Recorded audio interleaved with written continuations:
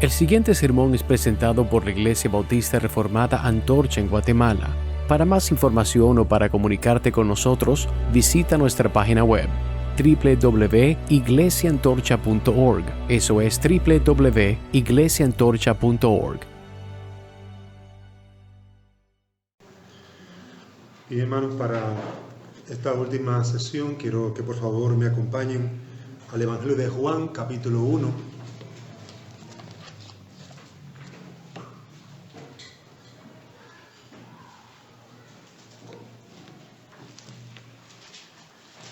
En esta última sesión vamos a estar viendo a través de este Evangelio la deidad del Hijo de Dios o la deidad de Cristo. Juan capítulo 1, versículo 1 al 4.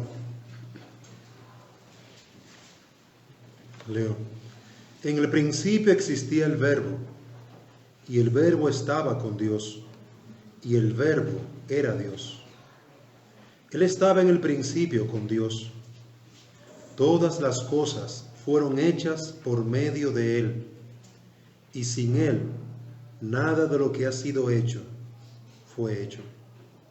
En Él estaba la vida, y la vida era la luz de los hombres. Amén.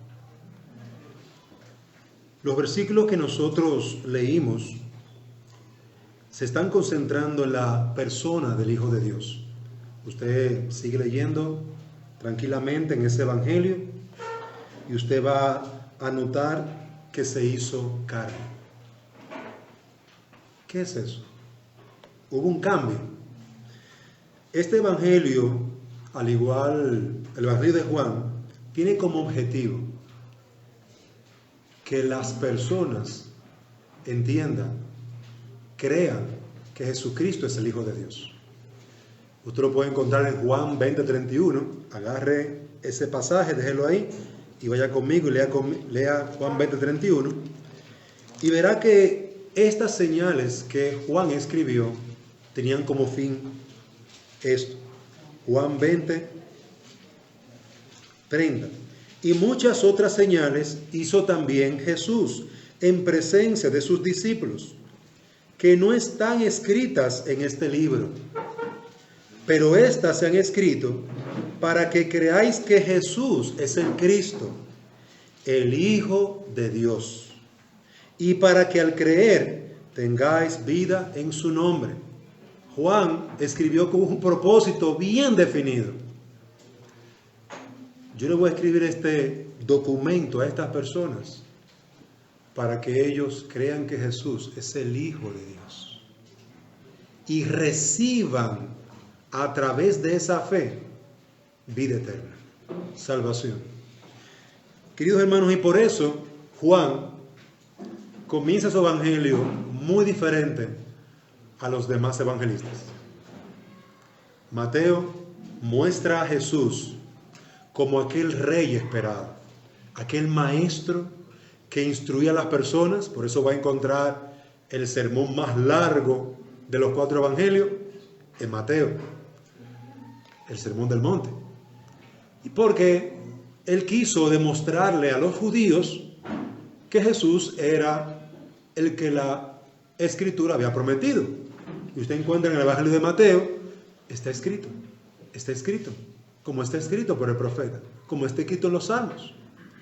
Pero luego encontramos que en Marcos encontramos a un hombre, a un siervo de Dios en acción. Un hombre que siempre está haciendo esto y él se acostó, duró hasta la noche sanando personas, durmió un poquito y se levantó de madrugada a orar. Y lo fueron a buscar y él salió a predicar. Usted no va a encontrar que Jesús come ni se baña, nada, no hace nada en el Evangelio de Marcos.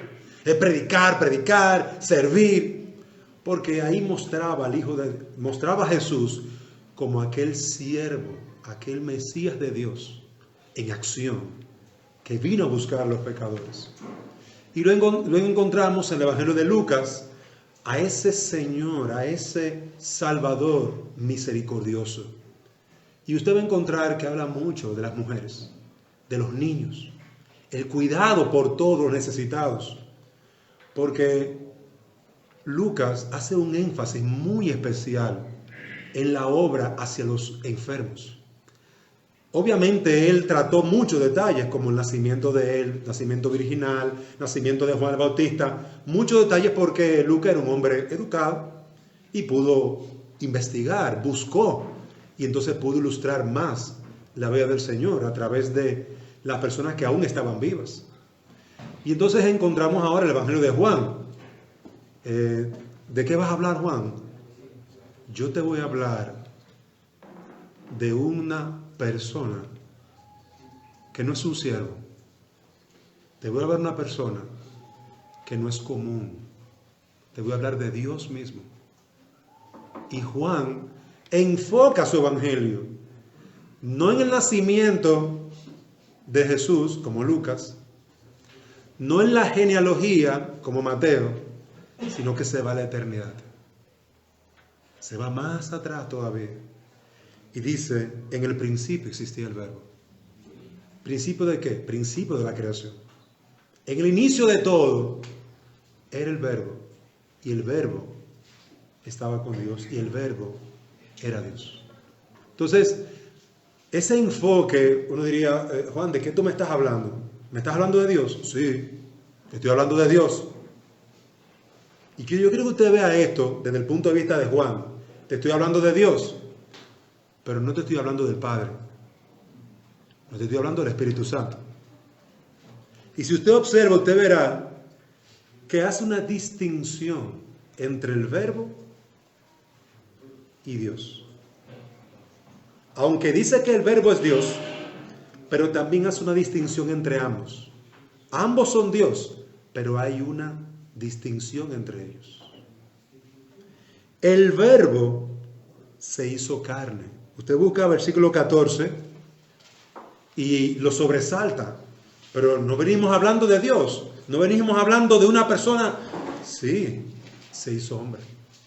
Para que usted vea que realmente está hablando del Hijo de Dios. Está hablando de Jesús. Solamente que usa un nombre diferente. Y así como hablamos de Jehová Jireh, como mencionábamos, gracias. Así como hablamos del Espíritu Santo, que tiene varios nombres, el Hijo de Dios también tenía varios nombres. Y aquí Juan está usando uno muy particular, la palabra, el verbo, el logos de Dios. El logos de Dios es Dios. Versículo 2, Él estaba en el principio. Es decir, que nuestro Señor, al yo continuar leyendo mi pasaje, veré que está hablando de aquel que se encarnó, que se hizo hombre, es decir, de Jesús. Nuestro Señor Jesucristo desde el principio es Dios. Él es Dios. Él estaba unido a. Entonces, eso que está subrayando Juan tiene un propósito, porque como recordarán, él quiere demostrar que ese hombre de carne y hueso que caminó con ellos y que él durmió en su pecho, se recostó en su pecho, recuérdense que Juan es el discípulo amado, al que él tocó, con el cual él caminó, él dio testimonio, lo que yo he visto y lo que he oído, lo que mis manos palparon, eso os enseñamos. Juan lo decía en sus cartas, y él lo podía decir, porque él estuvo cerca del Señor. Y él está hablando de ese Salvador, él está hablando de Cristo, él está hablando de Jesús, pero él está señalando como Dios mismo. Hermanos, y no hay nada que te pueda ayudar si tú no crees que Jesús es Dios. Nada te puede ayudar fuera de las Escrituras. Nada te puede ayudar. Porque de una forma lógica, una forma, pongámoslo así, humana, te lo está explicando. De una forma en la que usted ve el cumplimiento de la palabra, te lo está explicando. Por eso es necesario uno volver a las Escrituras. Nuestro Señor Jesucristo es eterno. Él estuvo desde el principio. Él estuvo con Dios. No comenzó a existir cuando la tierra y los cielos fueron creados. Él ya poseía gloria. Vaya conmigo, agarre el texto ahí, déjelo ahí agarrado, Vaya conmigo a Juan 17. Juan 17 está Jesús orando por sus discípulos y allí Jesús orando al Padre.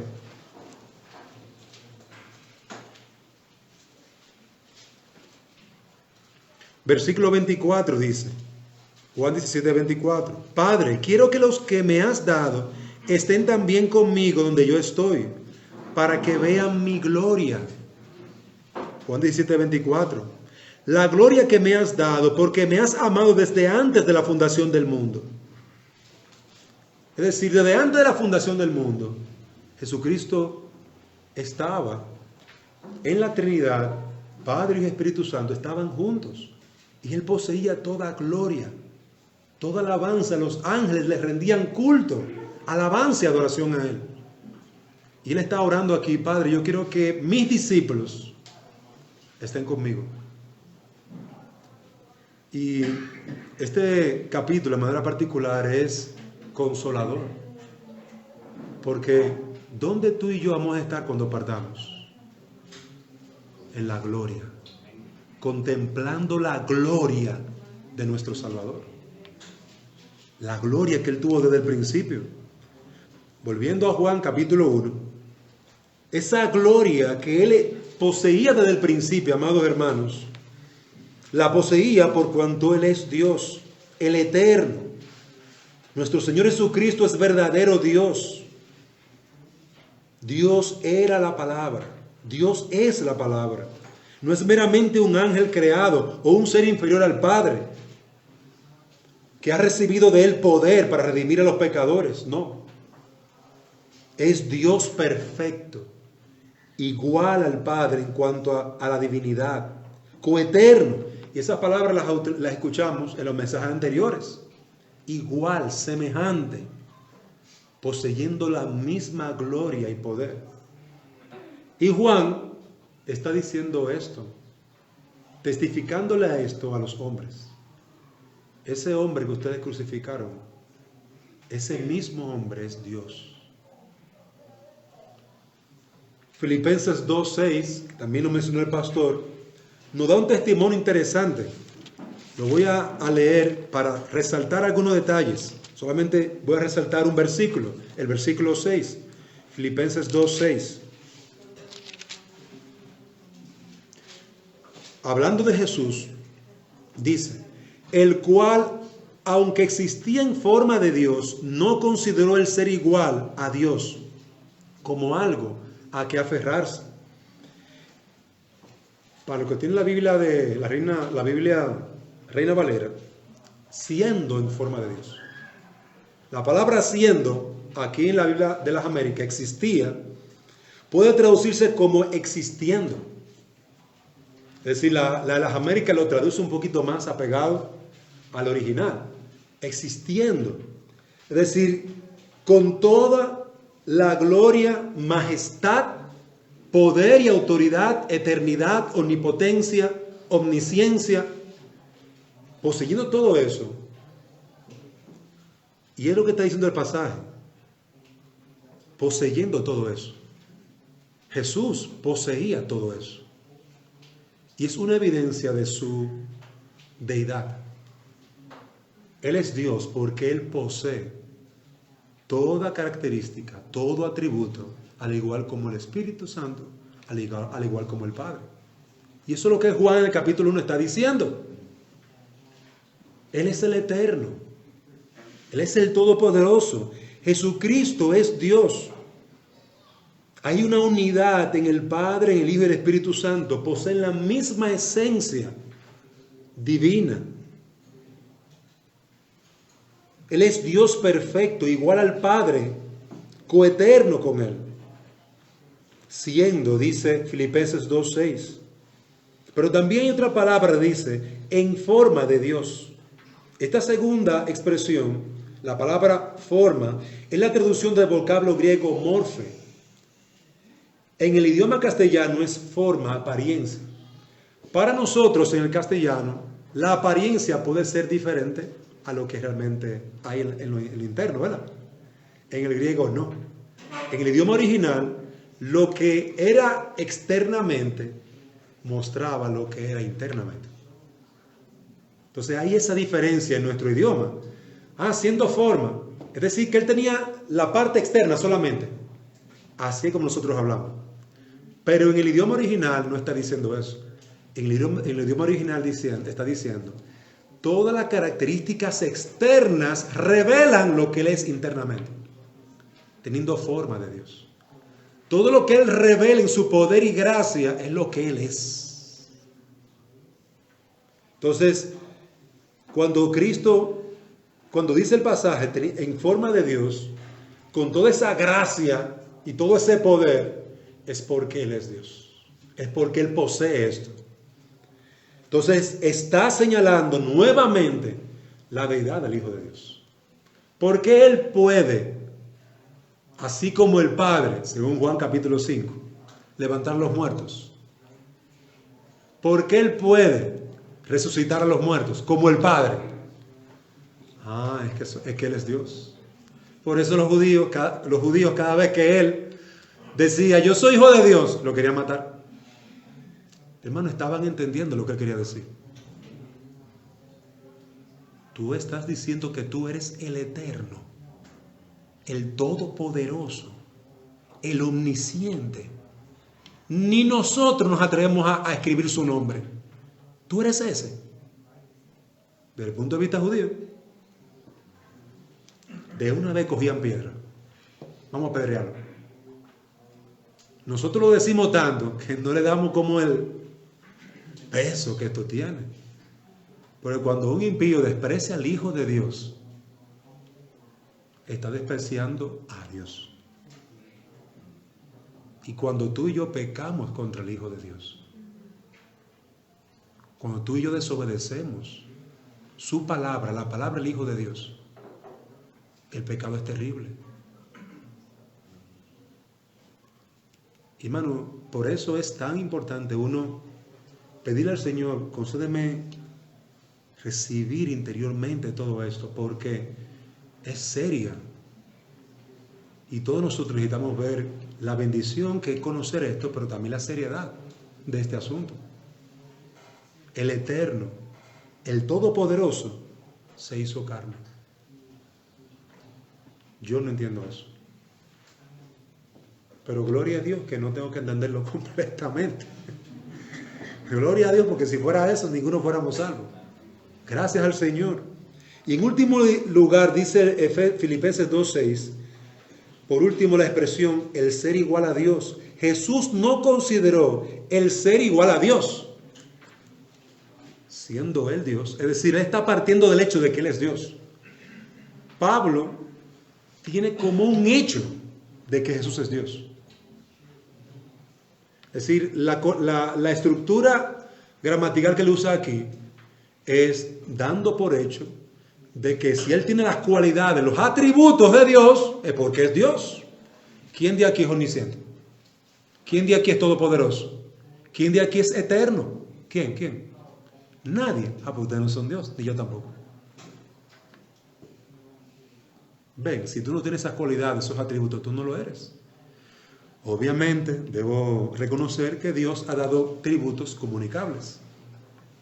Atributos que Él tiene y que nos ha comunicado en su misericordia y gracia. Pero aquellos que señalan su deidad, no lo tenemos ninguno de nosotros. Por lo tanto, esos atributos, el ser en forma de Dios, el ser igual a Dios, nos señala el hecho de su deidad. Volvamos entonces otra vez al Evangelio de Juan. Al ser Jesús, Dios, al ser el Verbo, Dios, nuestro Señor Jesucristo también es una persona distinta al Padre. Es una persona distinta y creo que ya los pastores han hablado bastante en este sentido. Yo solamente quiero señalar algo. Este era en el principio con Dios, dice el versículo 2. Este era en el principio con Dios. Ahí nos está señalando el hecho de que Él estaba con una persona al lado de Él.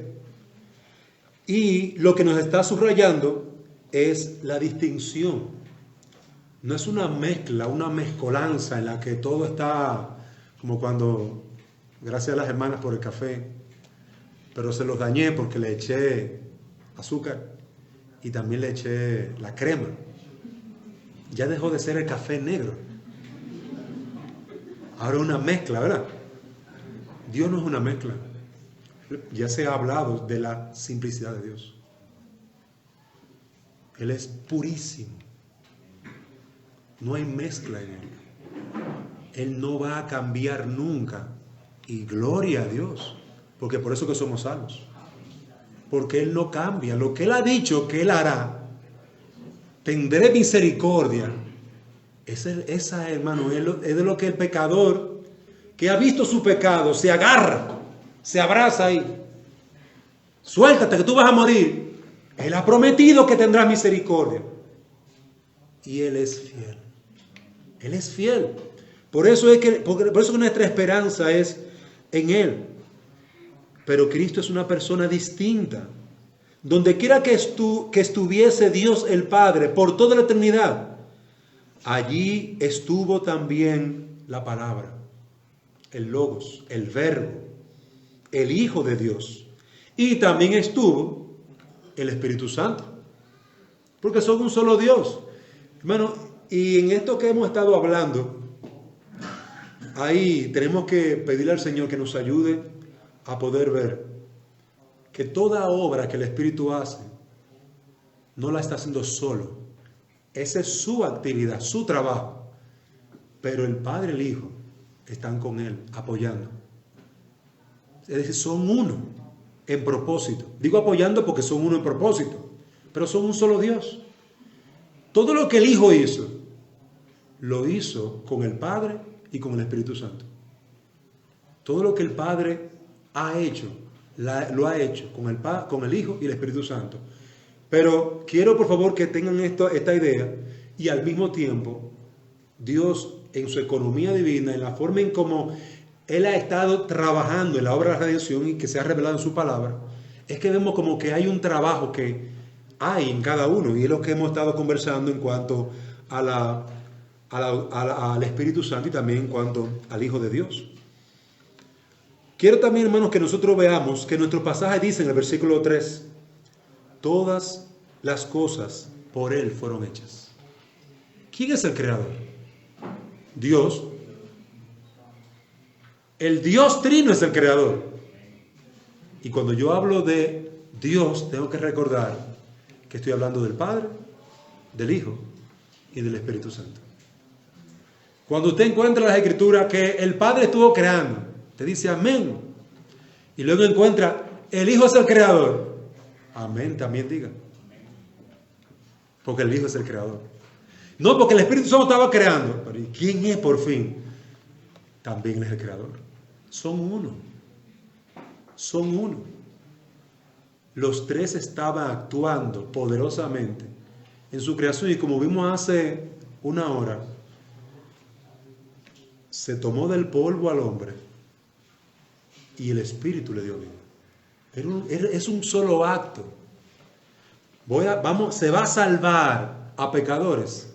Es un solo acto de una sola persona, perdón, de un solo Dios. Y las tres personas están involucradas.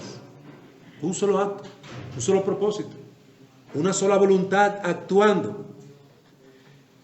Lejos de ser criatura de Dios, como afirman algunos, Jesús es el ser que hizo todos los planetas. Es la persona que creó todas las cosas. Él es el creador, y eso es lo que dice el pasaje. En el principio existía el Verbo, está hablando del Verbo. Todas las cosas fueron hechas por medio de Él. Y nada ha sido hecho sin Él. Hermano, y eso nos siga dando apertura de a quién estamos adorando. Y yo en Santo Domingo, siendo pastor de Iglesia Bíblica de la Trinidad, yo daba la confesión de fe. Y este tema a mí me impresionaba. El segundo tema, la confesión de fe de Londres, que habla de Dios y de la Trinidad. Y me impresionaba porque me ayudaba nuevamente, una y otra vez.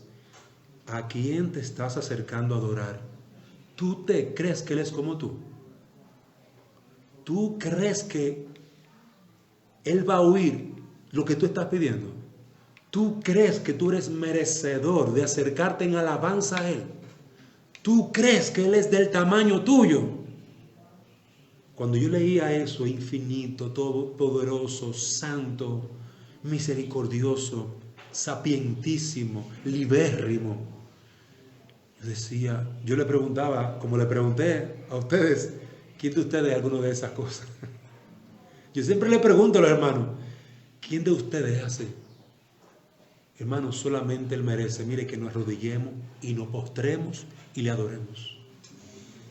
Estas doctrinas son para que usted se postre y le adore. Esta doctrina es para que usted cada domingo que se acerca aquí a adorarlo, se olvide de los frijoles. Olvídese de eso.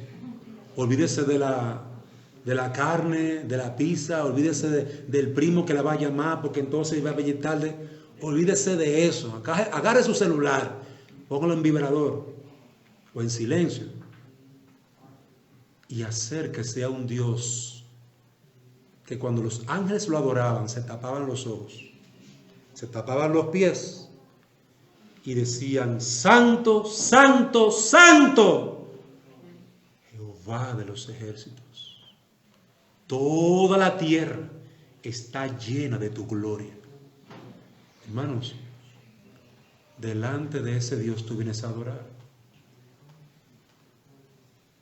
Tú vienes a cantar. ¿Cómo tú le cantas a Él? ¿Cómo tú le adoras a Él? ¿Cómo tú le sirves a Él? ¿Tú le das lo que te sobra? Amaneces la noche entera viendo televisión el sábado y después vienes a la iglesia a dormirte. Mano, esta doctrina tiene mucho que ver con todo eso.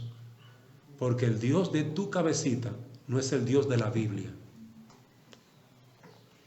¿Vienes tú con un corazón contrito y humillado, sabiendo que ese día puede ser el día que Dios salve a tus hijos? ¿O puede ser el día que salgan muertos a sus casas en sus delitos y pecados? Hermano, el Dios que nosotros adoramos no es cualquiera. Tú no le estás adorando con levantar la mano. Tú no le estás adorando con venir sacado, con una corbata. Tú no le estás adorando con nada de eso. Quiero poner los extremos. El hermano viene en zapatilla, en franelita. ¿Qué usted cree? ¿Cuál es el Dios que está adorando cuando usted lo ve en zapatilla, en franelita? La hermana viene a adorar y está todo el tiempo con el celular. Pon los frijoles, pon la carne. ¿Qué tú crees que el Dios que ella está adorando? ¿Qué es lo que tiene en su mente y su corazón? Y aunque yo venga con saco o una corbata y quién sabe con cuántas cosas más, cuando yo me acerco a Él, ¿cómo yo lo hago? Hermano, a veces a nosotros nos encanta la apariencia. No, mire, ese pastor viene con saco. Ese sí es cristiano. Hermano, cuidado con la apariencia. Cuidado con la apariencia. Pero yo le voy a decir una cosa. También a veces dice mucho. Yo he ido a Haití y ahí tú ves a gente con una casa de zinc, sudando la gota gorda, pero eso sí, bien vestidito, los niños bien bonitos, las mujeres bien arregladas, los hombres con su corbata y bien arreglados. Y mire, cuando cantan, se oye allá en el valle. Y a veces nosotros cómodos, tranquilos, con aire, con mucho fresco. Y ni siquiera se oye cuando cantamos. Querido hermano, usted no sabe lo que usted tiene. Ni conoce al Dios que se revela cada domingo. Ahí viene el pastor otra vez con lo mismo. Hermano, entiende qué es lo que tú estás haciendo aquí. El Dios Trino se sienta en su casa, porque eso es lo que Él prometió en su palabra. El Dios Trino visita a su pueblo cuando está adorando. Él se está llevando la antorcha de aquí, su candelabro. Como dice Apocalipsis, te voy a quitar el candelabro. Si no te arrepientes, te voy a quitar el candelabro. Hermano, es un llamado solemne que Dios nos está haciendo. Esto es hermoso, esto es glorioso, esto es, como decían nuestros hermanos, debe traer mucho gozo. Pero quítate la sandalia, porque tú estás en tierra santa. Y no es este local, es su iglesia reunida, porque Él está en medio de su pueblo. Queridos hermanos, el Verbo, Cristo, vino al mundo y Él es la luz. El mismo Hijo de Dios, su creador, tu creador, mi creador, se hizo hombre. Se hizo hombre. En Él estaba la vida y la vida era la luz de los hombres. Versículo 4. Toda la vida y la luz que Adán y Eva recibieron provino del Verbo. Toda la luz y toda la vida que recibieron proviene del Verbo. La buena dádiva para nosotros es Jesucristo. Es el Hijo por quien todos los hombres hemos recibido la luz. La luz, por un lado, hablando de nuestra creación, pero también por otro lado, la luz de la salvación, de una nueva criatura. Por el lado que tú lo veas, todo lo hemos recibido de pura gracia del Señor. Todo lo que tú tienes, nada te pertenece. Naciste desnudo y te vas a morir y no te vas a llevar nada. Yo se lo tengo que repetir a mucha gente, porque a mucha gente se le olvida eso. No, que me quieren quitar. Y yo, ¿qué te quieren quitar? La casa, el carro. Gran cosa. Cuando te mueras, ¿qué te va a llevar? ¿Qué te vas a llevar? A muchos hombres se nos olvida eso. Que Dios nos permita, amados hermanos, ver que el verdadero tesoro nuestro, hermanos, es nuestro Dios. Es Cristo. Cristo es nuestro tesoro. Él es nuestra luz. Él no cambia la realidad. Él es el Dios eterno. Y yo te invito a leer estos pasajes tranquilamente en tu casa. Su persona, su vida, su obra, para el que la cree le da salvación. Hermanos, Él es el eterno. Juan capítulo 5, usted va a leer ese capítulo, usted va a ver que Él dice, si tú crees en mí, ya eres salvo.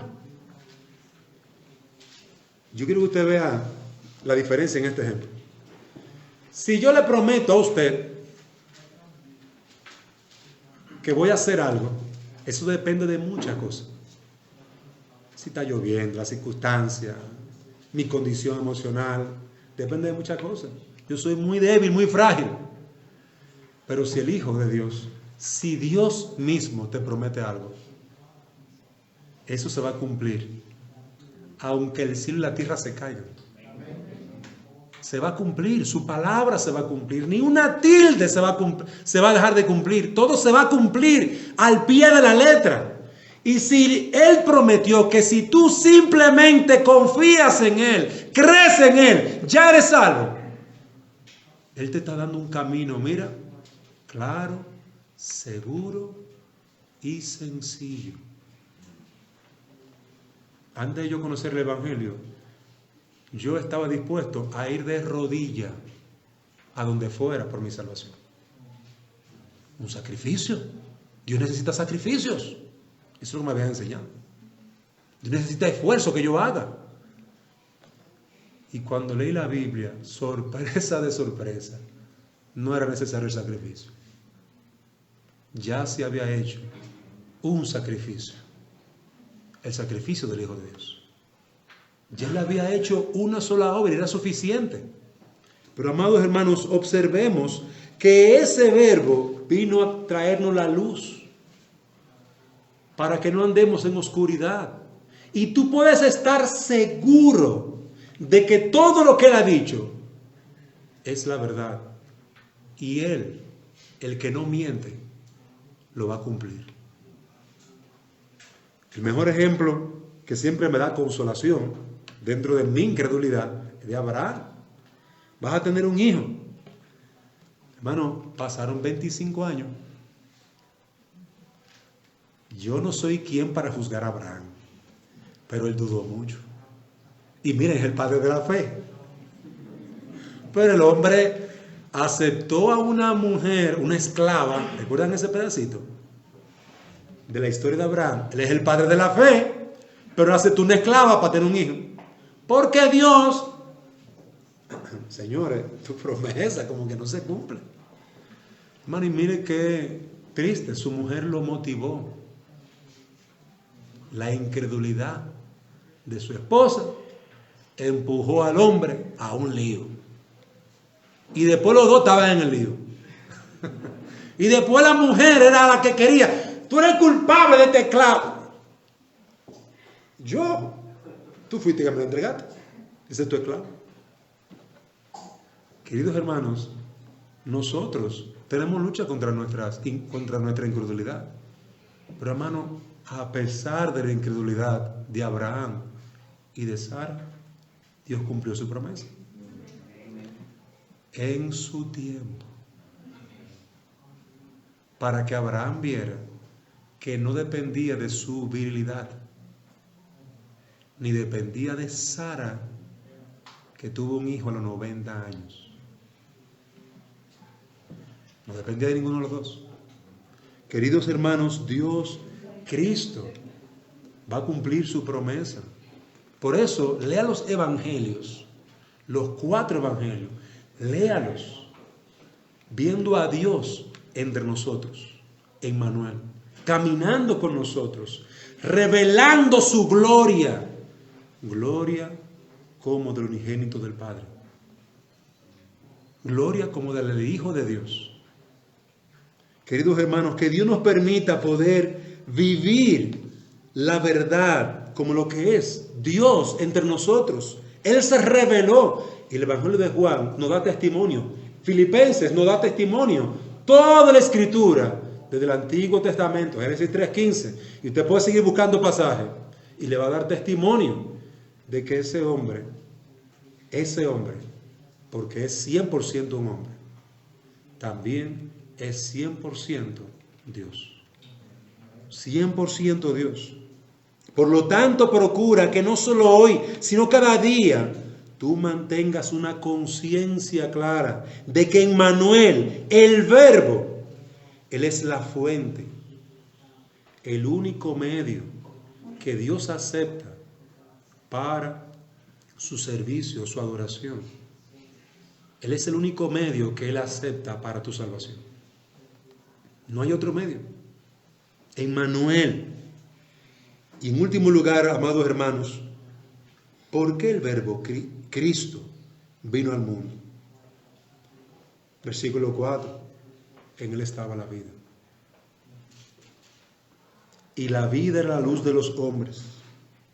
El hecho de que Emmanuel viniese al mundo nos dice la triste realidad de oscuridad y muerte en que los hombres caímos. Los hombres estamos muertos en nuestros delitos y pecados. En Adán fuimos representados.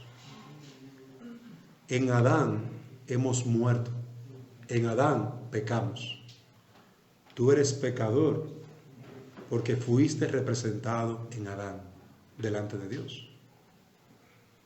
Y entonces añades a esa condición, a ese estado en que tú tienes, tus obras. Por eso, amados hermanos, nada puede restaurar a esos muertos que el mismo dador de la vida. Por eso tú puedes venir a Jesús. Tú estás muerto en tu pecado. ¿Eres tú un hijo del diablo? ¿No has creído en Jesucristo? Tu condición amerita que tú vuelvas al dador de la vida, que tú vuelvas a Dios. Y Dios ha dado a su Hijo para que tú seas salvo, para que tú tengas la vida. En Él está la vida. Él es la luz que tú necesitas en tu oscuridad. La gente, Juan, en el Evangelio de Juan, vamos a encontrar que Juan ve al mundo en la realidad que tiene, en oscuridad y apartado de Dios. ¿Está tu vida sin oscuridad? Cristo es la luz. Cristo es la vida. El hecho de que todos nos hemos desviado, de que no tenemos vida espiritual, de que estamos en completa oscuridad, alejados de Dios y su palabra, nos ayudan a ver la crudeza, la tristeza, la desgracia de nuestro pecado, de nuestra condición. No hay condición intermedio. Yo soy mejor que hermano Javier, yo soy mejor que este, soy mejor que aquel. Yo no soy tan malo como aquel fulano. No. Yo soy mejor que Pedro. Mira, yo ayuno, yo oro, yo voy a la iglesia, yo doy mi diezmo. ¿No se parece eso a lo de aquel fariseo? Hermano, y pensamos así. Pero yo le voy a decir una cosa. Lo que han sido lavados por la sangre de Cristo, eso es lo que tienen que estar haciendo. Pero nunca nos gloriamos de eso. Eso es lo que tenemos que estar haciendo. Tenemos que estar orando, ayunando. Tenemos que estar diezmando para que la obra de Dios avance. Eso es lo que tenemos que estar haciendo. Pero nunca nos gloriamos en eso. Nunca nos alabamos en eso. Siempre somos conscientes de nuestra verdadera y real condición, pecadores. Y de siempre nuestra gran necesidad de Jesucristo. Dame más de Cristo. Hay un himno que dice eso. Dame más de Cristo. Dame más de su muerte. Dame más de su amor. Dame más. Hermanos, nosotros necesitamos más del Señor. Que cada aspecto, área, hueco en nuestro corazón se llene de Cristo. Porque Él es la luz. Él es la vida. ¿Quieres tú tener luz? ¿Quieres tú tener vida? A Dios nadie le vio jamás. Y esa es otra razón por la cual necesitas a Jesucristo. Tú nunca has visto a Dios. Tú nunca le verás. A Dios nadie le vio jamás. Dice el versículo 18. El unigénito Hijo. El unigénito Hijo. Un hijo que es diferente a todo lo creado. Porque en cierta manera somos hijos de Dios por creación. Somos en cierta manera hijos de Dios por ser creados. Pero Él no es creado. Él es eterno. Él es todopoderoso. Él posee toda la esencia del Padre. Es semejante igual al Padre. Por eso es que es un hijo único. Separado de todos los demás. Está separado. Por eso, amigo que me escuchas, solamente a través de ese Hijo unigénito que está en el seno del Padre. Imagínense un bebé. Yo cargué mucho a mis hijos. Yo no los cargaba así. Yo los calentaba y los atraía a mi pecho.